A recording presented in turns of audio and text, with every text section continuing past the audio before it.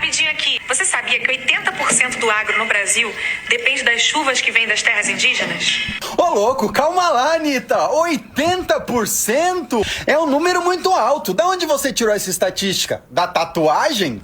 O fato é que afirmações extraordinárias requerem provas extraordinárias. Então, eu fui pesquisar da onde surgiu essa história e você não vai acreditar o que eu descobri. E falando de Anitta, o buraco é bem mais fundo do que vocês estão imaginando. Sim, de fato, esse estudo existe. Foi publicado pela matemática Marina Hirota. Mas há algo bastante curioso na divulgação desse estudo. Ele foi publicado sem a revisão dos pares, o que o torna vulnerável ao viés da extrapolação preliminar. Basicamente, quando um estudo é publicado, ainda mais um estudo que faz uma afirmação tão grandiosa como essa, dizendo que 80% das chuvas brasileiras vêm de terras indígenas, é normal que outros cientistas então revisem aquele estudo para que ele seja publicado, formando um consenso. Mas nesse estudo isso não foi feito e a própria cientista disse que o maior interesse do grupo era causar impacto e influenciar políticas públicas. Olha só. Isso já começou a dar aquele cheirinho de militância travestida de ciência, mas foi vendo o resto do vídeo que caiu a ficha. Olha isso.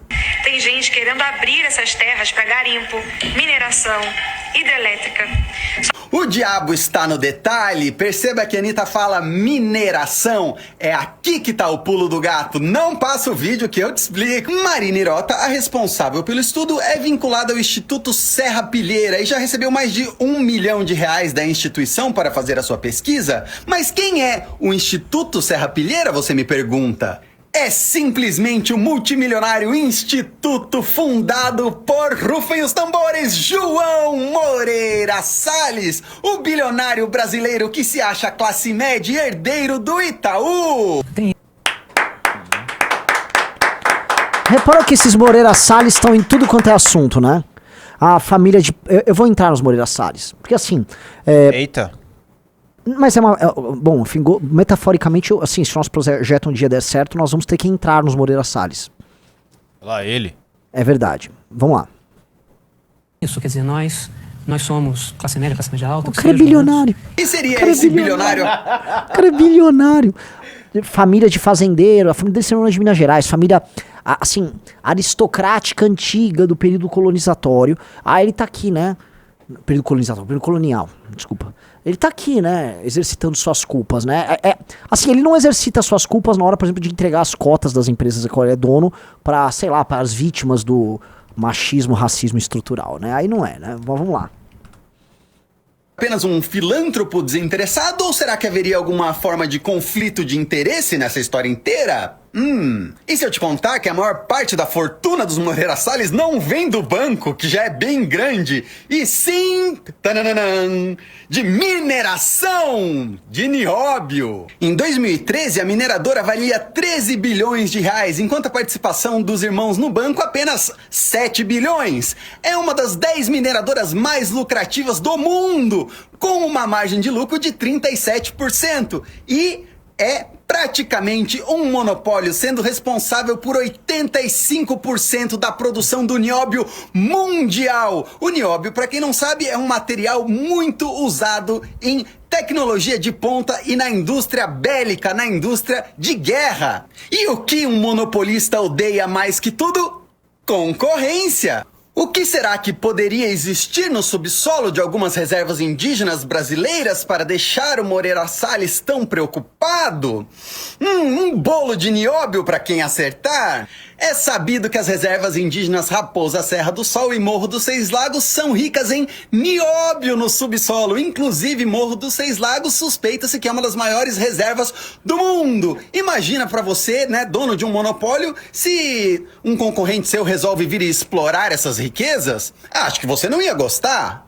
Então, para João Moreira Salles, militar sobre a preservação dessas reservas não é simplesmente sobre a preservação da natureza ou pelo meio de vida dos índios, mas lutar para manter o seu próprio privilégio. E a cereja do bolo? Qual foi o veículo de imprensa responsável por publicar o estudo que não foi revisado pelos pares? Piauí, uma chance para vocês adivinharem quem é o fundador da revista Piauí? João Moreira Salles!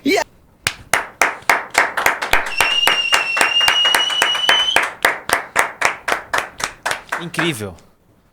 Aí fica um monte de idiota útil como a Anitta e a militância de esquerda defendendo essas pautas na internet, quando muito provavelmente só estão sendo manipulados por um bilionário para manter o seu próprio monopólio. Segue o perfil e compartilha esse vídeo que logo tem a parte 2. Esse buraco é muito mais embaixo. É rapidinho. Esse vídeo do Pedro é sensacional, né? Novamente parabenizo o Pedro. Veja só a pesquisa que ele fez. Ele foi atrás da pesquisa, ele foi atrás do instituto, ele foi atrás da grana que financiou, ele foi atrás do dono da revista, ele foi atrás da onde tem nióbio. Porque essa discussão sobre nióbio não é de hoje. Essa discussão sobre minérios raros, sobre minérios utilizados na indústria aeroespacial, indústria bélica, sobre os Moreira Salles terem reservas de nióbio, tá? Isso aqui, essa discussão é bastante antiga aqui no Brasil. Tá? E é natural, tá? Que a gente se depare, toda vez que a gente vai chegar em assuntos importantes no Brasil, que esses assuntos vão convergindo para os interesses tradicionais de uma determinada elite que a gente tem no Brasil. Veja, quem são os Moreira Salles, meus amigos? Os Moreira Salles são, antes de tudo, membros de uma determinada elite colonial. São gente, vamos dizer, antiga aqui em território nacional, gente dona de fazendas, fazendeiros que eles vão mudando de setores, e essa elite que se reproduz entre si, que se conhece e que exerce seu poder no país de maneira patrimonial, essa elite precisa manter um determinado estado de coisas para continuar comandando o Brasil como os comanda. E o Brasil é comandado pelas mesmas pessoas, tá? Há muito tempo. Logicamente, quando você fala mesmas pessoas, a gente tem que falar, Renan, que são as mesmas famílias? Às vezes sim, mas são as mesmas categorias de pessoas. Entenderam?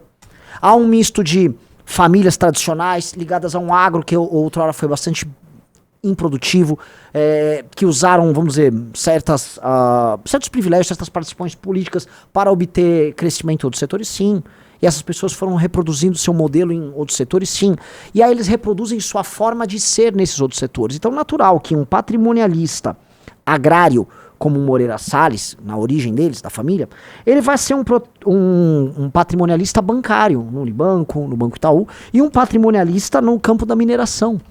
Porque eles serão o que eles são. Está na alma da elite dirigente do Brasil ser isso.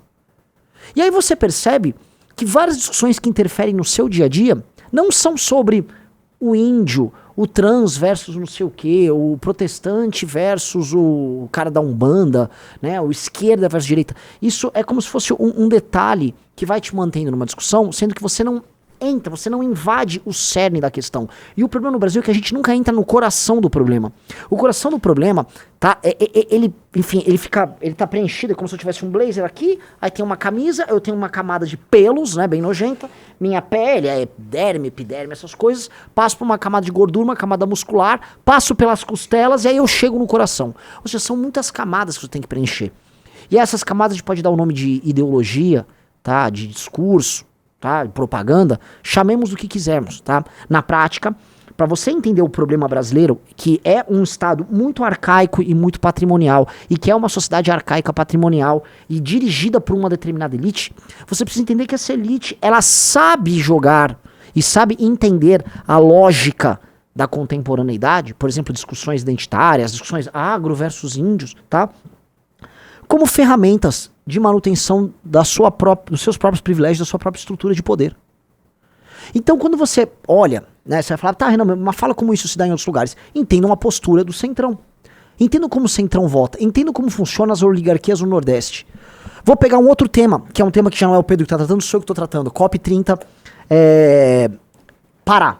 Quem é do Pará que está aqui no chat sabe que os Barbalhos são uma família poderosa no Pará já há certo tempo. Os Barbalho fazem a manutenção da sua estrutura de poder no Pará. Os Barbalho, que têm essa determinada estrutura de poder no Pará, eles fazem acordos e estão com os governos de acordo com as suas necessidades específicas. Os Barbalho receberam uma COP de presente porque foram leais ao grupo político do Lula. Os Barbalho têm participação no governo Lula. Eles ganham de presente uma COP. Os Barbalho administram o Pará, tá, com a anuência democrática da população do Pará, porque vota neles na prática, e eles o fazem com uma determinada visão sobre quem são aqueles súditos. O cidadão paraense não é um cidadão. Por mais que o cidadão paraense julgue ser um cidadão. O cidadão paraense é no máximo um súdito, ele é um servo. E ele é tratado como um animal. Então Belém, que é a cidade mais favelizada do Brasil, vai receber uma COP, porque um COP é um prêmio pros barbalhos. É como se a nobreza que administra o Grão-Pará receba um prêmio lá do Império, né? A gente tem que tratar Brasília talvez também como uma estrutura imperial. Então o Império, representado pelo rei, pelo imperador em Brasília, chega pro seu rei vassalo Barbalho no Pará, oferece aquilo, Barbalho vai andar com certa corte nacional e internacional, o povo, viva nosso rei Barbalho, é isso, e o povo volta pros seus barracos para viver sua vida miserável, ou migrar para outros estados, como tá acontecendo, né? A gente sempre falou muito, migrantes da Bahia, migrantes do Ceará, migrantes da Paraíba, migrantes pernambucanos. São Paulo tem todos esses aí. Hoje em dia a nova onda é o migrante paraense. Todo mundo, no sul do Brasil, a quantidade de paraenses, né? Tá lotando, paraenses saindo. Então assim, não tá dando muito certo o reino do Grão-Pará. Por que funciona assim? Por que tem que funcionar assim? Veja, o Brasil é feito dessa determinada ordem e a gente não pode negar que a nossa história é cheia de golpes, né? Se teve o próprio golpe que instituiu a República no Brasil, que derrubou o Império, mas se a gente entender direitinho a própria formação do Império, o Império, ele se dava tendo como base essa manutenção de estruturas oligárquicas regionais que aceitaram a autoridade central no Rio de Janeiro, ali do nosso imperador, do Dom Pedro I, depois do Dom Pedro II, né? Eles aceitam essa estrutura e mantêm, através agora de uma nova estrutura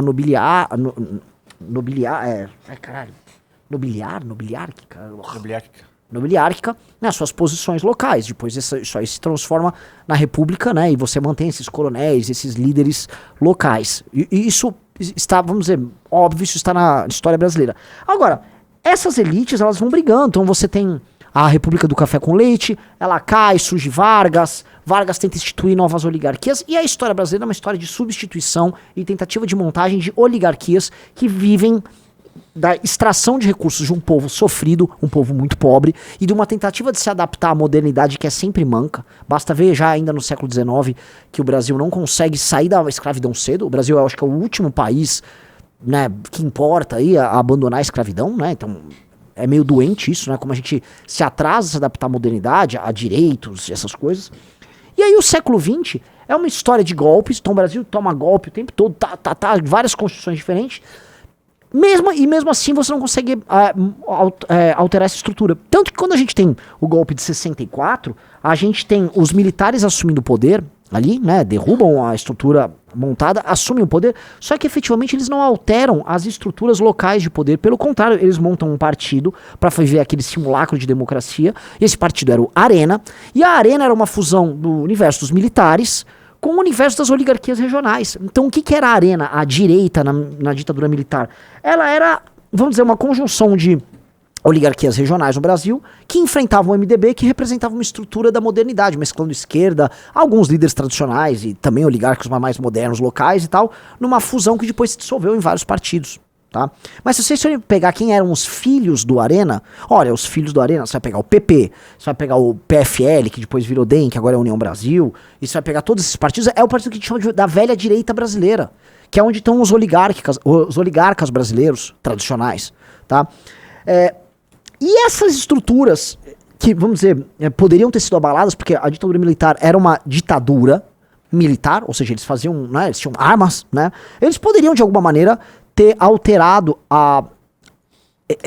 esse aparato de poder, que é o aparato de poder mais baixo, mais corrupto que a gente tem, que é a república, ao mesmo tempo dos Edinaldos, que o Edinaldo é uma expressão disso, que é a República dos Barbalhos, que nós estamos falando. Então vocês estão assistindo, eu venho falando sempre do negócio da COP, porque é muito importante a gente digerir o que está acontecendo, né? A COP é isso, é um rei local, um rei vassalo, que é um barbalho, recebendo um prêmio e tocando aquilo. É o Edinaldo na CBF, é o Barbalho no Pará, e é o Moreira Salles com suas fazendas, com seu nióbio. Veja só, né, o Edinaldo é aquele homem, né, é aquele aventureiro descrito pelo Sérgio Buarque de Holanda, né, que ele vai subindo em determinadas estruturas, sempre louco para chegar numa determinada posição de poder e mostrar pro mundo que ele tem poder. O Edinaldo é o aventureiro do Sérgio Buarque de Holanda, que vai criando suas relações patrimoniais. Então, quando o Edinaldo vai e estabelece super salários para os presidentes das federações, então os caras ganham mais de 200 mil reais de salário por mês, ele tá comprando os caras para ele se manter nessa posição. A posição é um fim em si mesmo. Alguém aqui acha que o Edinaldo tem um grande plano de modernizar a CBF ou de tornar o futebol brasileiro minimamente competitivo? Não, os clubes brasileiros estão quebrando, a gente acompanha isso. A seleção brasileira hoje é uma piada. E a CBF, mais do que nunca, está pagando bem os seus diretores. Então, lógico que é esquisito, soa maluco, mas por quê? Porque o que interessa pra um cara como o Edinaldo é o poder pelo poder. É se tornar ele um nobre.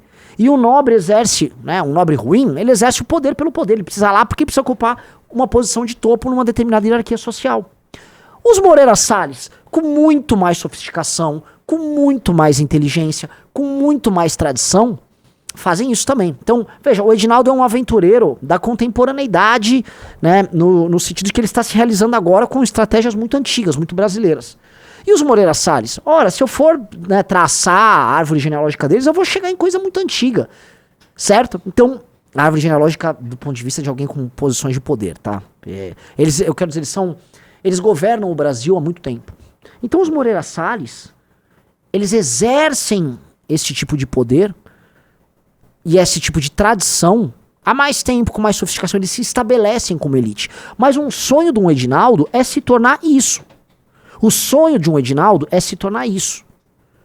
E esses sonhos não tem nada a ver com o sonho burguês de ser rico, morar na cidade, ser visto. Porque é um sonho de ser nobre, é um sonho tosco de ser um certo tipo de aristocrata.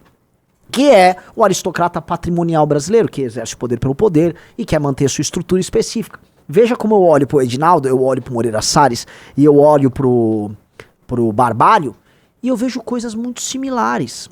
Vocês estão entendendo? Porque parece que a pergunta que fica é: o Brasil está se alterando e melhorando ou o Brasil ele está apenas sendo a mesma coisa? Me parece que o Brasil continua sendo a mesma coisa e tudo de novo que surge no Brasil é para ser apenas mais do mesmo.